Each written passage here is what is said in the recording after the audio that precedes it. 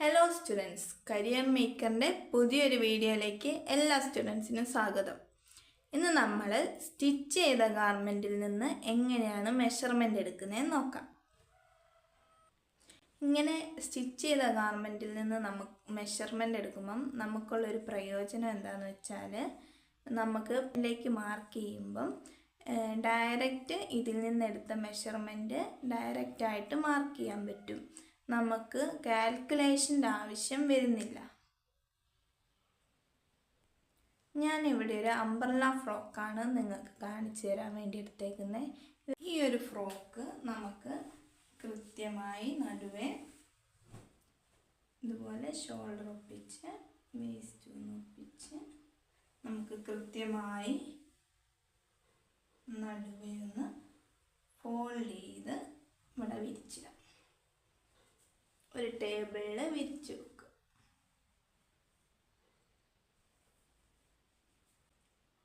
ഇതുപോലെ നമുക്ക് ഫോൾഡ് ചെയ്ത് വെക്കാം.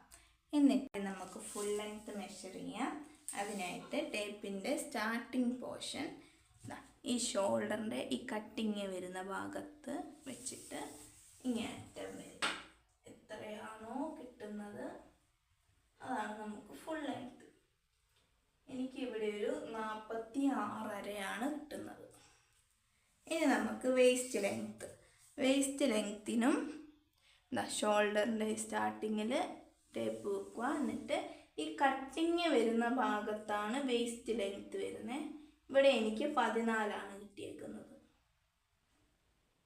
ഇനി നെക്ക് ഡെപ്ത്ത് നോക്കുകയാണെങ്കിൽ നെക്ക് ഡെപ്ത്ത് ഇവിടുന്ന് ഈ ഷോൾഡറിൻ്റെ ഇവിടുന്ന് സ്റ്റാർട്ട് ചെയ്ത് ഈ ഒരു കർവ് വരുന്ന ഭാഗത്ത് ഇങ്ങനെ വളച്ച് സ്ട്രെയിറ്റ് ആയിട്ട് വെക്കുക.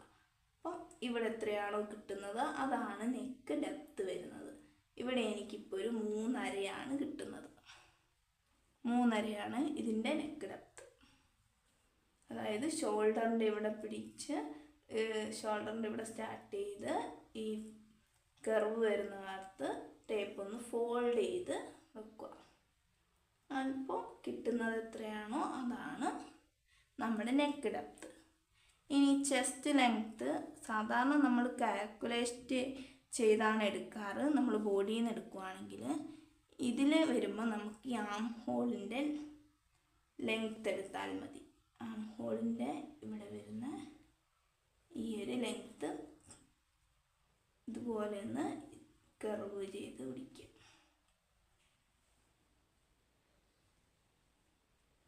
ഇവിടെ എനിക്ക് 6 കിട്ടുന്നത്. 6 ഇഞ്ചാണ് ആം ഹോൾ ഡെപ്ത്ത്.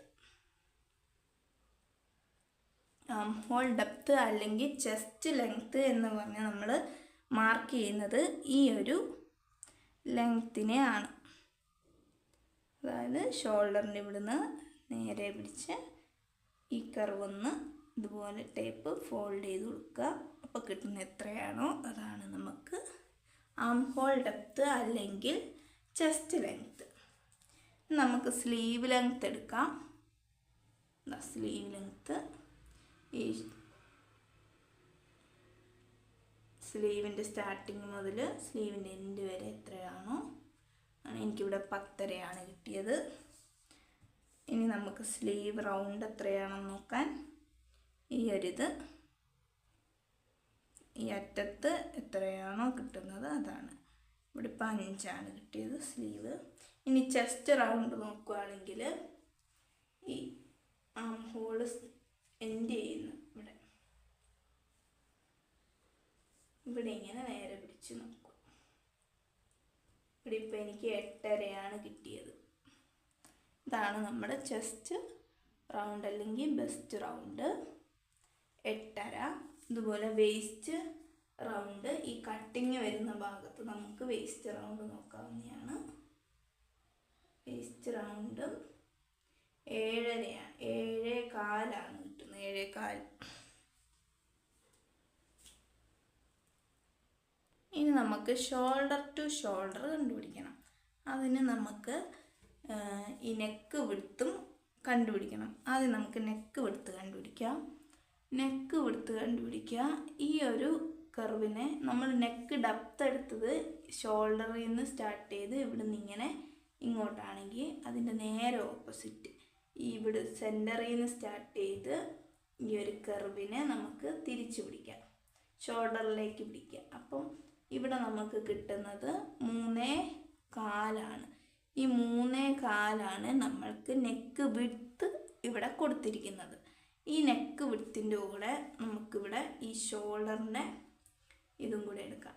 ഇവിടെ 3.25 അപ്പോൾ 3.25 3.25 കൂടെ കൂട്ടിയാൽ 6.5 വരുന്നത്.